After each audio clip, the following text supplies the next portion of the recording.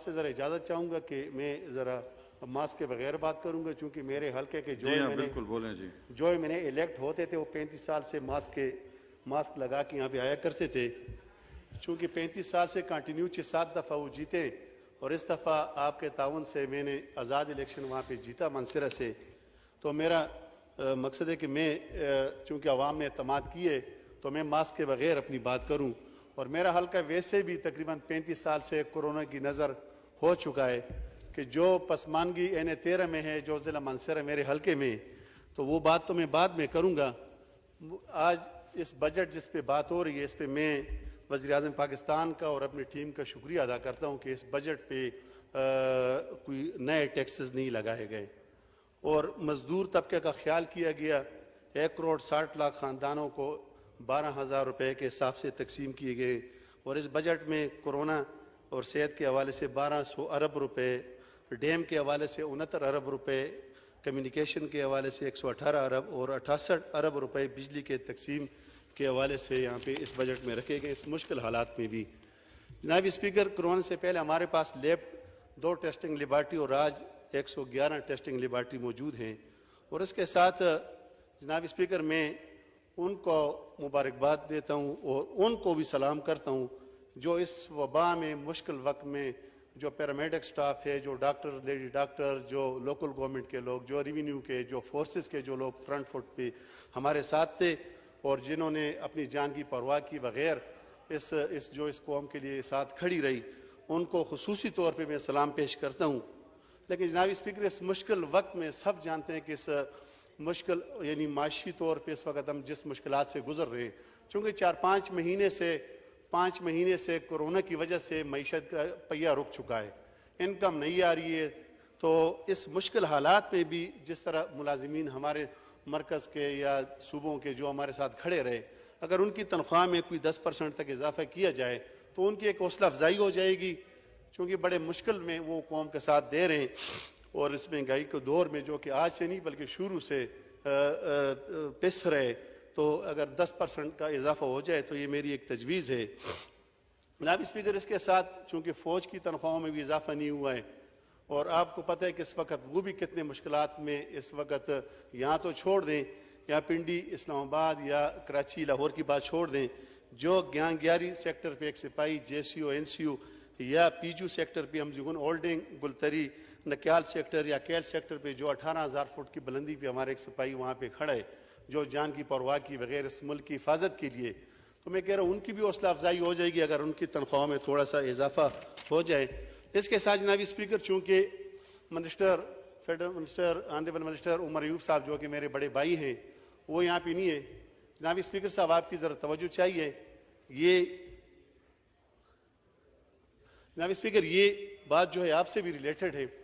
کچھ عرصہ پہلے، 1 سال پہلے میں نے کویسچن کیا تھا اس پہ پیسکو کے حوالے سے کہ ہزارہ الیکٹرک کمپنی کا قیام، اور جناب اسپیکر اس پہ آپ نے بھی منسٹر صاحب سے پوچھا تھا، منسٹر صاحب نے جواب دیا تھا کہ 4 مہینے کے اندر ہزارہ الیکٹرک کمپنی کا قیام عمل میں لائے، بلکہ اس پہ کام شروع ہو جائے گا. پیسکو کے کل صارفین کی تعداد 38 لاکھ ہے، اور اس میں صرف ہزارہ کی اگر میں بات کروں تو ہزارہ میں 6,55,000 کے قریب صارفین بنتے ہیں. اور 2010 میں ہیسکو نے اس کو بائیفرکیٹ کر کے سکر ایک سیپکو کے نام سے ایک وہاں پہ ایک کمپنی بنائی جس کی کل تعداد 6,48,000 یعنی فیزیبل بھی ہے. پھر اگر میں انکم کے حوالے سے بات کروں، اس وقت پیسکو میں ہزارہ 1 اور ہزارہ 2 واحد 2 سرکل ہیں جو پرافٹ میں جا رہے ہیں، یعنی اوورآل پیسکو ٹوٹل نقصان میں جا رہا ہے، اور پیسکو کا نقصان کوئی 37% جو لاسز ہیں ہزارہ میں، اگر آپ اس کو ڈیٹیل چیک کر لیں تو صرف اس پہ یعنی 2 سرکلیں ہزارہ 1 اور ہزارہ 2 دونوں جو اس وقت وہ منافع میں جا رہے ہیں، اور لائن لاسز بھی وہاں پہ بہت کم نہ ہونے کے برابر 101% ریکوری ہے. جناب اسپیکر، اس وقت چونکہ ہماری مرکز میں بھی گورنمنٹ ہے، صوبے میں بھی گورنمنٹ ہے، بہت بڑا پرانا مطالبہ ہے، منسٹر صاحب بھی اسی حلقے سے ہیں، تو میں کہتا ہوں اگر یہ چھوٹا سا کام ہے، اگر یہ پیسکو یہ ہزارہ الیکٹرک کمپنی اس وقت جس سے آپ کا ثوابی بھی آپ کی شامل ہے اس میں، اگر یہ اس وقت نہ بن سکی، 2 سال ہمارے گزر گئے، پھر ہم تو صوبے کا بھی نعرہ لگا رہے ہیں کہ صوبہ ہزارہ، لیکن صوبہ ہزارہ اگر ہم چھوٹا سا ایک کمپنی اگر نہیں بنا سکے، کل ہم عوام کو کیا جواب دیں گے جناب اسپیکر؟ تو اس لیے میری آپ سے بھی گزارش ہے کہ عمر ایوب صاحب سے آپ نے بھی یہ بات کرنی ہے کہ ہزارہ الیکٹرک کمپنی بنائی جائے، چونکہ 36 اضلاع پہ ہمارا صوبہ مشتمل ہے۔ آپ دیکھیں کراچی میں، سندھ میں 3 الیکٹرک کمپنیاں، پنجاب میں 5 الیکٹرک کمپنی، اور ہمارے پورے اس میں پیسکو 1 الیکٹرک کمپنی پہ 36 اضلاع مشتمل ہیں۔ اس کے ساتھ جناب اسپیکر چونکہ نئی بھرتیاں بھی ہو جائیں، آپ کا جو ہمارا لائن مین ہے بیچارہ 18 گھنٹے کی ڈیوٹی کر رہا ہے، بڑے عرصے سے وہ التوا میں، اگر وہاں پہ پیسکو میں بہت شارٹیج ہے ملازمین کے حوالے سے، اگر اس پہ لوگ بھرتی کیے جائیں تو اس کے ساتھ جناب اسپیکر میں بکریال سٹی پہ آتا ہوں۔ 2005 کے زلزلہ میں منسیرہ بالاکوٹ، تحصیل بالاکوٹ سے 17,000 جنازے اٹھائے گئے، 14,500 تحصیل بالاکوٹ اور 2,500 باقی منسیرہ، سرن ویلی اور کونچ ویلی سے اٹھائے گئے۔ اس کے ساتھ ایک بکریال سٹی کا قیام جس میں اس وقت 2 ارب روپے لگ بھی چکے ہیں، لیکن آج اتنا عرصہ گزرنے کے باوجود جناب اسپیکر جب زلزلہ آیا تھا، قیامت خیز زلزلہ، اس وقت بیرونی امداد $3 ارب آئی تھی منسیرہ کے لیے، اس زلزلہ کے علاقے کے لیے، تو 3 ارب بیرونی امداد اور اندرونی امداد تو الگ تھی، لیکن اس کے بعد 95 ارب روپے 2008 میں ملتان بھی شفٹ ہوئے۔ میں تو کہہ رہا ہوں جناب اسپیکر، اس پہ کچھ عرصہ پہلے سپریم کورٹ کے چیف جسٹس 2 جج صاحبان کو لے کے گئے، وہاں پہ بکریال سٹی کا معائنہ کیا جس پہ 2 ارب روپے لگ چکے تھے۔ اس کے بعد یہاں پہ کورٹ میں چیف سیکرٹری KPK اور سیکرٹری اقتصادیات اور سیکرٹری خزانوں کو کورٹ میں بلایا کہ جی ابھی تک یہ کیوں التوا کا شکار ہے، لوگوں کے ساتھ زیادتی ہو رہی ہے، 2 ارب روپے لگ چکے ہیں، فوری طور پہ اس پہ فنڈ ریلیز کیا جائے۔ تو جناب اسپیکر اس وقت وزیر جو اقتصادی امور کے سیکرٹری بھی موجود تھے اور سیکرٹری خزانہ نے عدالت میں بتا دیا تھا 8 مہینے پہلے کہ جی ہم 1 ارب روپے 1 مہینے کے اندر بھیج دیں گے، ریلیز کر لیتے ہیں، اور 2.5 سال کا ٹائم دیا کہ 2.5 سال کے اندر منسیرہ کا مکمل انفراسٹرکچر جو ہے اس پہ کام شروع ہو جائے گا۔ جناب اسپیکر آج بھی منسیرہ کے لوگ پانی کو ترس رہے ہیں۔ منسیرہ سٹی میں اس لیے کہہ رہا ہوں کہ منسیرہ تو ہم تو 35 سال سے وہاں پہ کورونا کے نظر ہو چکے ہیں، ہمارا جو وہاں پہ نمائندہ تھا وہ ماسک لگا کے آیا کرتا تھا، اس نے کوئی کام، آج بھی منسیرہ سٹی میں لوگ گندا پانی پی رہے ہیں، بوزر کے ذریعے وہاں پہ پانی آ رہا ہے، اور جتنی زیادتی وہاں کا انفراسٹرکچر مکمل تباہ ہے۔ آج ہی میرے بچے جو ہیں وہ چھت کے بغیر اسکولوں میں وہاں پہ تعلیم حاصل کر رہے ہیں۔ آج ہسپیٹل کا میں اگر اپنے ہسپیٹل کے حوالے سے بات کروں جناب اسپیکر، منسیرہ کا ڈسٹرکٹ ہیڈ کوارٹر ہسپیٹل، اس وقت وہاں کے 4-5 اضلاع اس کے ساتھ، 3 کوستان کے، 1 بڑگرام تورغر کے، یہ اس کے ساتھ ہے۔ آج ڈسٹرکٹ ہیڈ کوارٹر ہسپیٹل میں ICU تک نہیں ہے، وہاں پہ کارڈک یونٹ نہیں ہے، وہاں پہ ڈائلیسس سینٹر نہیں ہے۔ میں وزیر اعظم صاحب کا شکریہ ادا کرتا ہوں، جب میری ملاقات ہوئی انہوں نے اس پہ بھی ہدایات دی، چیف سیکرٹری اور ہیلتھ سیکرٹری کو ہدایت جاری کی کہ فوری طور پہ آپ اس کے لیے پیسے ریلیز کریں، وہ ICU پراپر بنایا جائے، لیکن ابھی تک اس پر بھی کوئی مہینہ 1.5 گزر گیا، اس پہ کام نہیں ہو سکا۔ جناب اسپیکر یہ جو 3 ارب روپے کا جو گپلو ہوا ہے، جو پراپر منسیرہ میں نہیں لگا، $3 ارب کا، $3 ارب جس میں 95 ارب روپے اس وقت یوسف رضا گیلانی صاحب پرائم منسٹر تھے، وہ ملتان شفٹ ہو گئے، زلزلہ منسیرے میں آیا تھا اور 95 ارب روپے ملتان شفٹ ہو گئے۔ باقی $3 ارب جو وہاں پہ میں کہتا ہوں کہ اگر $1 ارب بھی لگتے تو وہاں پہ آج منسیرہ میں کوئی کام نہ ہوتا۔ آج آپ منسیرہ کی حالت دیکھ لیں، وہاں پہ اسکولوں کی حالت، وہاں پہ ہسپیٹل کی حالت، وہاں پہ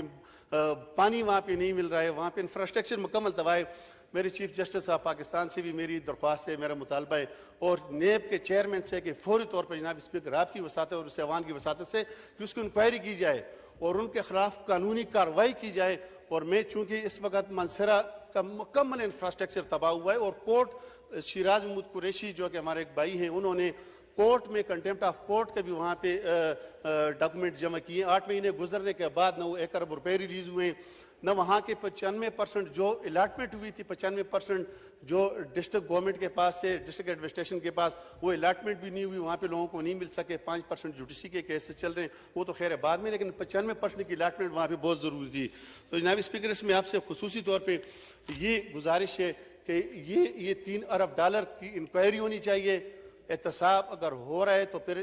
کھلا احتساب، پھر خاص کر کے میرے منسیرہ کے جو $3 ارب جو کہاں گئے، ملتان گئے، جہاں گئے، اس وقت نائل قیادت کی وجہ سے، تو وہ اس $3 ارب کے حوالے سے میں کہتا ہوں کہ میں چیئرمین نیب سے بھی آپ کی وساطت سے مطالبہ کرتا ہوں اور سپریم کورٹ کے چیف جسٹس پاکستان سے بھی کہ جی اس کی انکوائری کی جائے۔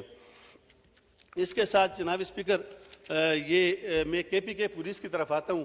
KPK पुलिस में एक सिपाही की स्टार्टिंग तनख्वाह 26,400 रुपये है। चूँकि सूबे में भी हमारी हुकूमत है, इसमें आपकी सिफारिश भी चाहिए, तो 26,400 एक सिपाही की तनख्वाह है। और इसके निस्बत जो वहाँ पे daily allowance, fix daily allowance 2730 रुपये जो महीने में मिलता है। और पंजाब पुलिस की तनख्वाह 31,400 और वहाँ पे फिक्स डेली अलाउंस 8,000 रुपये मिलता है। और 600 रुपये वहाँ पे सिर्फ खाने का महीने का मिलता है। जनाब स्पीकर का सुबह का खाना, सुबह का नाश्ता, दोपहर शाम का 90 खाने महीने में होते हैं, तो 90 खाने तकसीमें आप 600 कर दें तो 7 रुपये में वो कौन सा नाश्ता करेगा या कौन सा खाना खाएगा। तो इसके लिए मेरी दरख्वास्त है कि अगर इस पर गौर किया जाए। और इसके साथ चूँकि आपको पता है KPK पुलिस ने कितनी कुर्बानी दी और कितने अरसे से हालत जंग में 1700 हमारे पुलिस एहलकार जो कि इस जंग की हालत में शहीद हुए, जो दहशतगर्दी की वजह से शहीद हुए, जिसमें 2 AIG, 2 DIG, 22 SP, DSP, 31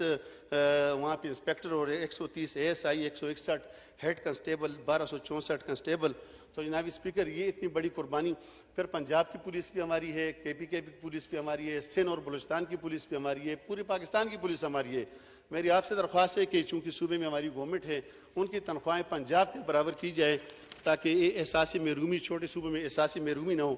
फिर जनाब स्पीकर, इंडस्ट्री के हवाले से मैं बात करता हूँ। पोल्ट्री इंडस्ट्री इस वक्त जवाल का शिकार है। इस वक्त हमारे पास सबसे बड़ी इंडस्ट्री पोल्ट्री और टूरिज्म की है। तो पोल्ट्री इंडस्ट्री की पहले मैं बात करता हूँ कि इस वक्त अगर सोयाबीन आयल की हम बात कर लें, सोयाबीन आयल पहले 93 रुपये किलो तो आज 78 रुपये किलो है। मकई 1500 मन से आज 1100-1200 रुपये मन पे आ गई। नकू टोटा चावल जो 52 रुपये किलो तो आज 44 रुपये किलो पे आ गया। डीजल 128 से 80 रुपये लीटर पे आ गया। लेकिन जो पिछले दिनों जब थोड़ी सी डीजल में इजाफा हुआ था तो 2600 से एकदम फीट 3200। जनाब स्पीकर, मैंने अभी बात कर रही है,